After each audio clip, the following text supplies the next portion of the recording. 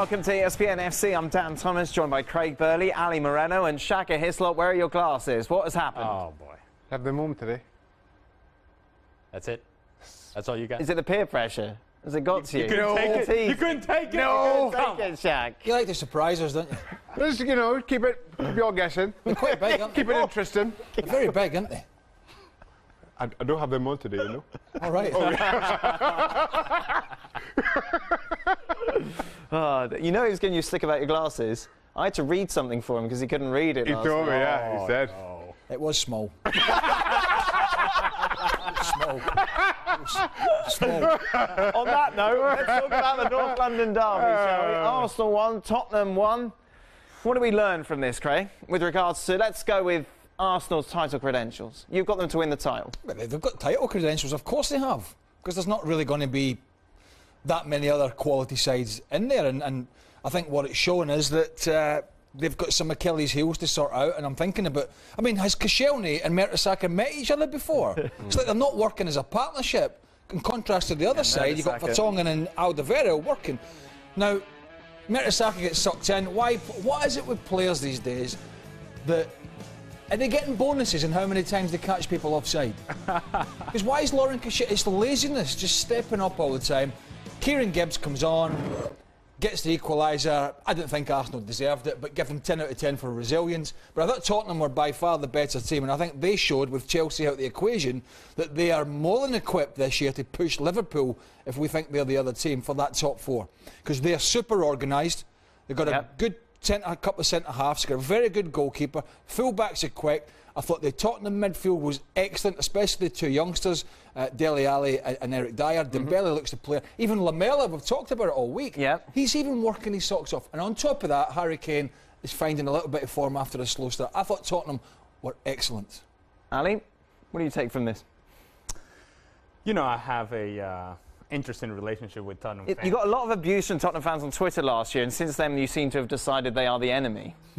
Well, I don't quite feel that way. You are not the enemy, Tottenham fans. I will tell you that Tottenham was impressive and really made a case. The question that we've had about Tottenham in the past is, in big games, can they play well? Can they really impose themselves to other teams? And they did that to Arsenal away. And it just felt like this is a team that does belong in the top four and very much in form. Now, they have to continue to get that production from Harry Kane, and they have to continue to get that work from Lamela and the sort of work that they got out of the midfield. Defensively, I still have questions, but those guys were impressive yesterday as well. So it felt like all-around a very good performance from Tottenham. However, they came up short. Yeah, they didn't win, did they? They couldn't close it out, and that's a we're question. talking as if Spurs won. Petr Cech had to make a lot of good saves. I know Giroud has some chances, but they were mainly from set pieces. But Cech had to make some good saves. I just thought overall, Tottenham were, for me, the better organised side. Why are you grinning like that? I was just, you reminded me of when Olivier Giroud missed and then was like this to the fans to try and get them going. They were like that. Surely if you score a goal, that will cheer them up more than just going and waving your hands at them. Even you would score that, Shaq, would you? I'm pretty sure I would have buried that one. I was a little bit disappointed in Giroud's finishing, and I like Giroud, and I've said it time and time again. He's a good finisher, just not a great finisher. Arsenal need a great finisher to play alongside Giroud. I think it wasn't their best performance. Saying that, I thought Spurs on the road against a team who I think will finish in the top two, I thought it was a fantastic performance from them. They continue to go from strength to strength. It was also an underwhelming performance from Arsenal, coming on from that humiliation that they got against Bayern Munich in the midweek. You would have thought that there would have been a reaction from Arsenal. That wasn't quite there from Arsenal. What do you say to people who say Arsenal won't win the league with Giroud up front? Well, there's every chance that may happen, and that will leave, I think, the manager open to some serious criticism again when all summer people were saying, you got to go and get yourself a penalty box striker. But I hear the Arsenal fans, no Bellerin, right, who's been good. No Ox, no Walcott, no Ramsey. I know they've got injuries, no Wilshere, the list goes on. But they still had a good side out there. The other thing I'm hearing from Arsenal is, oh, we're tired. It's November. It's November. The only one that should be putting their hands up and saying I'm a little bit tired is Alexis Sanchez, who played in the Copa. Now, Tottenham played on Monday and on Thursday. They had much less rest. Their players have played as much as many minutes in the Barclays Premier League. But whenever a team has a little struggle, we're tired. It's an excuse. Early in November, we're already talking about, oh, we're fatigued. It's pathetic. Do you hear it from Messi and Neymar and Suarez? Do you hear it from Ronaldo? Do you hear it from Thomas Muller, who almost... These guys play every game. Don't tell me the Barclays Premier League is so much faster, so much quicker than La Liga and the Bundesliga. It's a mental excuse from some of these guys. And we heard it from Arsenal at the weekend, or some of the players. The bottom line was Tottenham were the better side and Arsenal got out of jail. OK, shall we talk about the other team that sit at the top of the table? Manchester City went to Villa, of course, the first game that Remy Gard took charge, a 0-0 draw. It was awful. This was what was he expecting? It was just one of those games. You just want something to happen. Obviously, City had the best chances. Well, Brad Guzan with a save with his head. Can't say any more than this. Look, nobody took advantage at the weekend, really. Man United won. The big issue here is not City dropping some points. It's the fact that Aguero's already out and they've lost their other striker. No Jovetic, no Dzeko. Yep. Not at the club anymore. Negredo came in for a while and he left. Boney's going to be out 4 to 5 weeks, I reckon. I don't know if we know how quickly Aguero's going to be back, but if he's not, they've got problems. I have to say, I was painfully disappointed with Manchester City on the weekend. You go to bottom of the table, Aston Villa. OK, Boney has to come off after, what, 35, 40 minutes. But still, I feel you have enough quality up and down that roster to make easy work of a team that is struggling, regardless of it being the first game of a new manager. And again, they huff, they puff, and they offer very little after that. Without Aguero, without David Silva, even with everybody else, like De Bruyne, like Sterling, like De Bruyne wasn't very good, was he? He's been listening to Mariner. Even with those players who are exceptional, and they are exceptional when Aguero and Silva are on the pitch. When they're not, they are average. And I have to say, tried to watch this whole game and couldn't be any more disappointed. You know what was most disappointing about Manchester City is that yet another opportunity where they could have created separation from those trailing from the pack.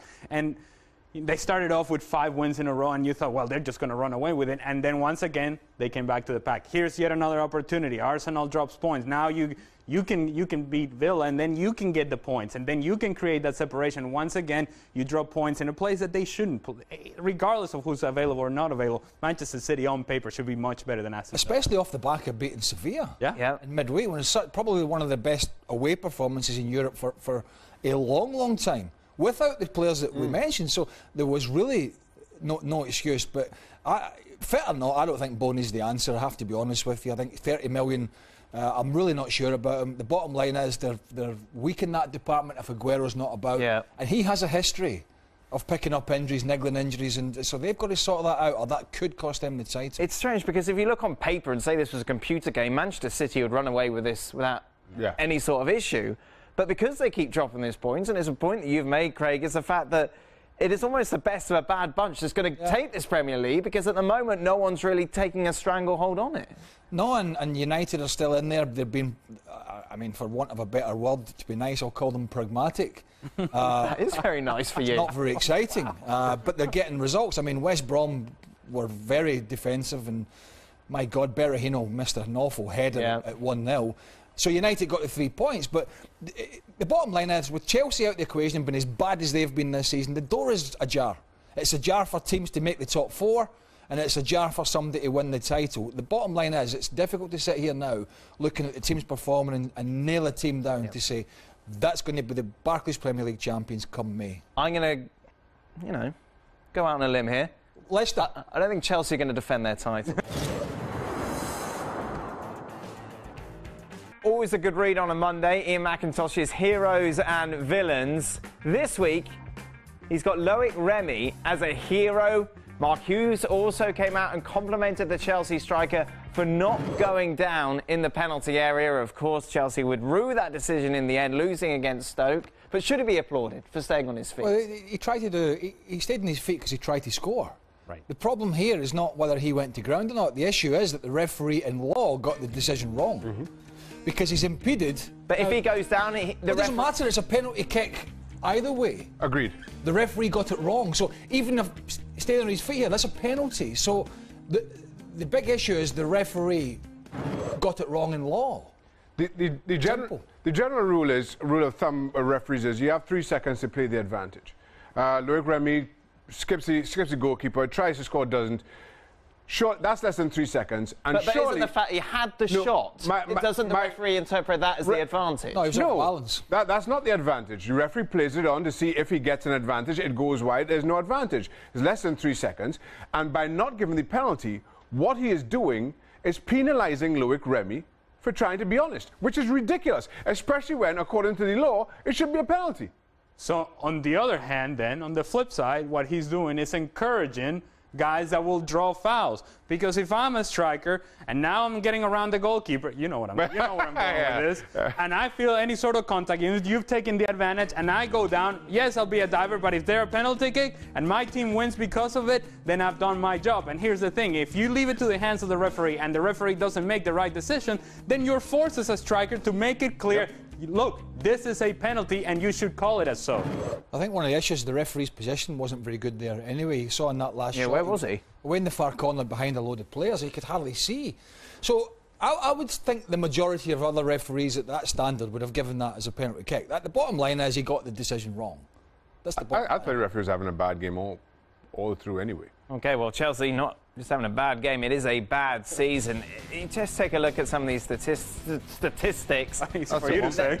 They've lost 3 straight league games for the first time since '99. Were you playing with them then? No, I left in '97. Oh, okay. First defending England champion with 7 losses through their first 12 games. Jose Mourinho has lost 7 games in the league for the first time ever as a manager, and Chelsea were 7-4 at the start of the season to win the title. They are 100-1. Yeah, I'll have a couple of bucks on them at 100-1. I'll buy you some drinks at the end of the year with that money that I'm going to win. Yeah, indeed. They lost again. They did lose again, but they tried, Craig. You could see them trying. And they played like Brazil. They played a lot better. Oh, they did okay. They were a little bit sharper, hit post, but it's Stoke away. I know Mourinho wasn't there and all that, but it's still another defeat. I don't really see where people are taking the positives out of this, because it's just another defeat, another conference supper. Where did it become a disclaimer that you tried, that you showed up and you worked hard? That's what you're supposed to do. You're the defending champions in the Premier League. You're supposed to try hard, for goodness sake. We cannot give extra points to teams and feel good about them because they showed up and they tried. Couldn't keep a clean sheet. But the people who are taking a silver lining out of it are the ones who want to or need to. Come on. That's all. I mean, no, that's all. There's no silver lining. If you're a for player this. for Chelsea, you have no choice but to say, well, it was better this time around. But there's no silver the neutral lining. doesn't buy it. Everybody else is going to It's say an it. unmitigated disaster what's going on down there in terms of their defence of the title. And you know my feelings on the manager. Time for a change, but it doesn't look like it's going to happen. We'll be keeping a close eye on whether it does or not, but coming up after the break, we'll be addressing Jurgen Klopp's quotes as Liverpool fans leave early as the Reds lose at home. Jurgen Klopp suffered his first defeat as Liverpool manager in the league this weekend. Afterwards, he had this to say: after the goal on 82 minutes, with 12 minutes to go, I saw many people leaving the stadium. I felt pretty alone at this moment. We decide when it is over. Between 82 and 94, you can make 8 goals, if you like. Yeah. Steve Has he seen Nicol? Liverpool play? By the way, he's got Shaka's glasses on. He has. That's where they are. Jurgen's got them. Steve Nicol was passionate yesterday about the fact that if you're a real fan, you should stay and support your side. Well, but it doesn't happen, does it? People go to football to leave early. To beat the traffic. That's why they go, to beat the traffic. I mean, it happens all the time. I mean, I know he turned round to the crowd and they were all streaming down the stairs. Doesn't that not happen in Germany? No? They don't leave early? Apparently not. Nonsense. No, apparently not. Have you getting in to back that up? Pardon? I read an article got today good which was roads. talking about how it is almost unique to the Premier League. They've got better roads in They don't leave Germany. early in Spain or anything like that. They've got better roads, no traffic. Unique to the Premier League. Apparently, it is more consistent in the league in England than it is other clubs in Europe. Why'd you button your jacket up? I'm leaving early. I feel alone. I think there's people leaving other countries. It's just something that people do, right? I'm not saying it's right, but it's happened for years. Right. People go. Right or wrong, you buy a ticket, you should stay to the end. But they don't. Does this mean that the honeymoon is over? when you start going after the fans? No, I think Klopp, look, imagine if Rodgers came out and said this, then it would just be crazy. Let me tell you something. Right. Tell me. That's the least of his problems. Yep. Trying to fix this club. But that's an easy one to fix, isn't it? Now everyone's going to feel bad. They're not going to leave anymore. Fixed. What do you mean, shut up? Right, I'll have a tenner with you. I'll have $10 with you. Uh-oh. Next game, they'll be leaving. His biggest issue is not fans leaving. The supporters have been really No, but not as many fans are going to leave this time than they would last, would they? Because everyone would be going, oh, you're leaving, woo! It's like that. Is that how it works? Yes. What are we talking about? This man's What are we stupidity. talking about? What? No, how is that a stupid comment? That makes sense. And the whole scheme, peer pressure. and the Pressure is whole going to keep the scheme of fans things there. and what needs to be fixed at Liverpool or any other club, it's minute. I would have thought getting beat by Palace at home might have been a bigger issue. And perhaps that's the genius of Jurgen Klopp at this point. Oh, he's saying Captain Deflecto. Yeah, well, it's a version of it. It's a little Captain Deflecto action of, yeah, oh, by the way, you guys left. Well, we left because you're losing the game. 3-1. That's why we left. The truth is that, yes, there are bigger issues. This is an easy fix, which I think he addressed. I don't think fans will do that. And I have to say, I was a little bit disappointed. I expect more from Liverpool fans who I've always felt were very good, very supportive, regardless of what the scoreline was. Oh, come on, Shaka. There must have been 40, 50,000 at the game and there's a few hundred leaving early. That's absolutely par for the course. Whether you go to West Ham, if you come Chelsea, to a game, United. if you come to a game and your biggest concern is the traffic, stay home and watch it on TV. Well, that's what they do, though. Not the ones who are at the stadium. Surely not. That's what I'm saying. If your biggest concern is the traffic, well, stay home. But what does Jurgen Klopp care? And what do the players care? You still have a job to do on the field, whether people fill in the stadium or not. I mean, does it make a difference as a player if you see? No, I mean, if they're leaving, they're leaving. And by the way, a lot of those players will tell you if they're losing 3-1 and it's late in the game, let's get out of here. It was 2-1, Ali. You've been nasty to Liverpool. Whatever. Craig? You get my point. Well, does it make a difference? I'm beat down with this conversation. I must admit. Button your jacket up. I mean, I never turned around when I was playing and saw people walking down. Right. Jacket's done up. Still carried on as a player. Do you think when he goes to John Henry, the owner, that's the topic of his conversation? It's not. It's how much money are you going to give me? How am I going to get this right? Right. That's just a little throwaway in the press conference because a load of sycophantic journalists go in there and say, oh, what about the supporters leaving early? You like to interact with the supporters. And you give them an answer. That's all it is. Move on, right? Move on. I can't button this jacket once more. Should we talk about Manchester United? Shaka, you fell asleep watching this game. Yeah. It was that kind of game. It is that kind of game at the moment. But does it matter if you're a United fan? You're happy that you're Between getting the two wins? Manchester clubs, I don't think I've ever gone through that much coffee in my life. It was painful. You drink a lot of coffee. It was painful. But of all the clubs in the top half of the Premier League, Manchester United probably had the best weekend, given everybody else's results.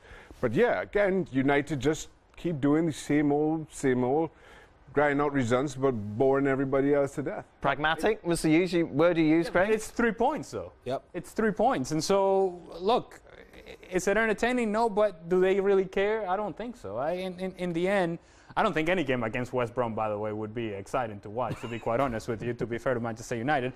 But it's a sort of match that you have to grind out. They did so. They get a result, 2-0, and 3 points. What else do you want? Maybe we all just became a little bit too accustomed to Ferguson's team's been, free-flowing and width and pace and usually two up front, dynamic in midfield and tough and aggressive and all those sort of terminologies, and maybe we've just got too used to that, and that's not going to happen again, not under Van Gaal, that's clear. That's not to say it isn't going to be successful this season. Personally, I don't think it will take them to the league title at the end of the year, but he obviously has different ideas about that. But it's not pleasing in the eye, it's not, but it's a winning formula at this moment in time. They're in the top 4 yet, Shaq? Nope. Oh, boy. They're just behind Leicester. My whole issue. But who's in then? Who's in? If Manchester United is not part of your top 4, then who's in your top 4? Spurs and Liverpool have gone for. My whole issue with Manchester United is the second half of the season. I don't think they can continue to rely on Martial. I was saying before, and all of a sudden Lingard has snuck in as one of their brighter prospects. I just don't see how two teenagers in their first real Premier League seasons of their careers carry this team all the way to top four. You know, you've been having that same argument for the last 3-4 weeks, mentioning that Martial can't carry, that Lingard can't carry. And they continue to get results. So when does that turn around? Like I said, second half of the season. Oh, okay. That's what I've been saying all along. So why are we talking about it now? Meanwhile, He brought it up. I'm just sitting there talking to Craig, button up the jacket. former United coach David Moyes sacked at Real Sociedad. Yeah. Well, He's still got money in the bank with regards to credit for another job in England, for example. pennies. Really? I mean, he's been just a bad. How long's it been? 24 months, 36 months with United and Real Sociedad. You can't blame him for taking the United job, and he should have been given a bit more time. But what job's available in England at the moment? The Villa one's gone, the Sunderland one's gone, the Newcastle one went in the summer. Newcastle might go Swansea again, might though, be. mightn't it? Swansea Newcastle, might be. Swansea. He may just be in that coaching carousel, though, that when something opens up, he'd be one of those guys, oh, well, David Moyes, that makes sense. Yeah. So he'll Let's be one get of him those. on. He's a safe option, isn't he? Because you know what you're going to get with Moyes. He's not a bad manager. He had 10 plus great years at Everton. It's just Didn't win anything, If you Everton. have a club on rocky foundations and you want to bring somebody in who's proven that they can at least stabilise a club, David Moyes is a good option. You mentioned Newcastle, and as much as they just brought Steve McLaren in, David Moyes might be a good option long term to at least just get Newcastle back on some kind of steady footing. The countdown now on for the first Classico of the season, which takes place a week on Saturday at the Santiago Bernabeu. According to the SBI, Real Madrid 50% favourites going into this clash. They did, however, suffer their first defeat of the season at the weekend, losing to Sevilla 3-2. Ramos goes off injured after a great goal. Defensive deficiencies. Sevilla took full advantage. I mean, Llorente comes on and just strolls into the box. But sort that out. at the same time, we've seen this coming for some time from Real Madrid. As much as they've been winning, I don't think they've been playing that well. And you look at the other side of the fence, Barcelona seem to be getting better and better. Barca don't need Messi at the moment. Apparently not. Apparently not, and the performance, the goal by Neymar this week. Are you kidding me? Come on, Neymar. That's just the definition of filth. And yet the performances, not only the goals, the performance by Neymar, by Luis Suarez, out of the midfield, balanced defensively. Barcelona's looking very good. On the other hand, Real Madrid, deficiencies defensively, yes. But also Keylor Navas, who has been their MVP, was not there and not available because of injury. Real Madrid has to improve going into the Classico. We'll have plenty of time to talk about this game more. Fear not. We'll be back tomorrow for more ESPN FC. Goodbye. He told me, yeah, he said. It was small. Small. Small. On that note, let's talk about the North London derby, shall we? Arsenal won, Tottenham won. What do we learn from this, Craig, with regards to, let's go with Arsenal's title credentials? You've got them to win the title. But they've got title credentials, of course they have, because there's not really going to be that many other quality sides in there, and I think what it's showing is that they've got some Achilles heels to sort out, and I'm thinking about, I mean, has Koscielny and Mertesacker met each other before? It's like they're not working as a partnership. In contrast to the other side, you've got Vertonghen and Alderweireld working. Now, Mertesacker gets sucked in. Why? What is it with players these days that are they getting bored?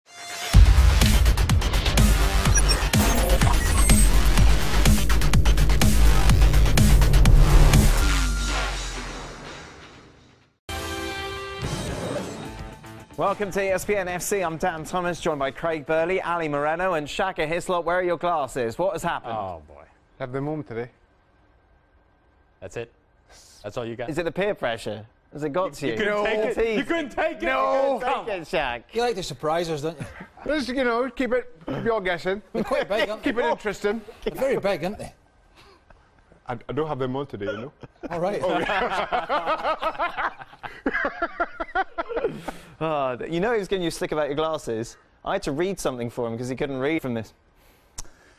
You know, I have a interesting relationship with Tottenham fans. You got a lot of abuse from Tottenham fans on Twitter last year, and since then you seem to have decided they are the enemy.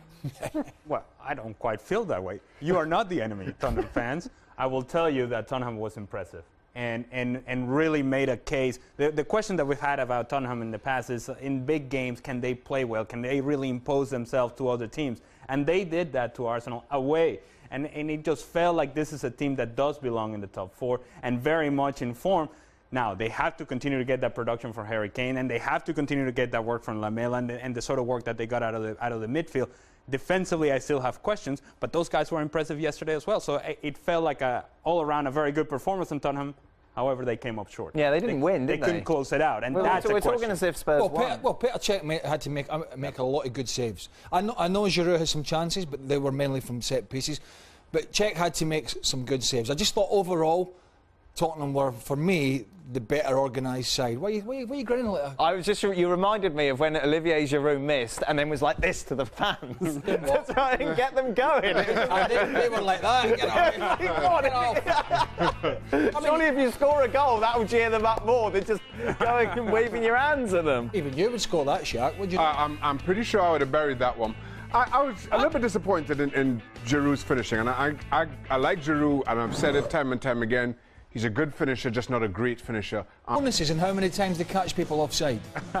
Because why is Lauren Cachet? It's the laziness, just stepping up all the time. Kieran Gibbs comes on, gets the equaliser. I didn't think Arsenal deserved it, but give them 10 out of 10 for resilience. But I thought Tottenham were by far the better team, and I think they showed, with Chelsea out the equation, that they are more than equipped this year to push Liverpool, if we think they're the other team, for that top four. Because they're super organised. They've got a good a couple of centre-halves, got a very good goalkeeper, full-backs are quick. I thought the Tottenham midfield was excellent, especially the two youngsters, Dele Alli and Eric Dyer. Dembele looks the player. Even Lamela, we've talked about it all week. He's even working his socks off. And on top of that, Harry Kane is finding a little bit of form after a slow start. I thought Tottenham were excellent. Ali, what do you take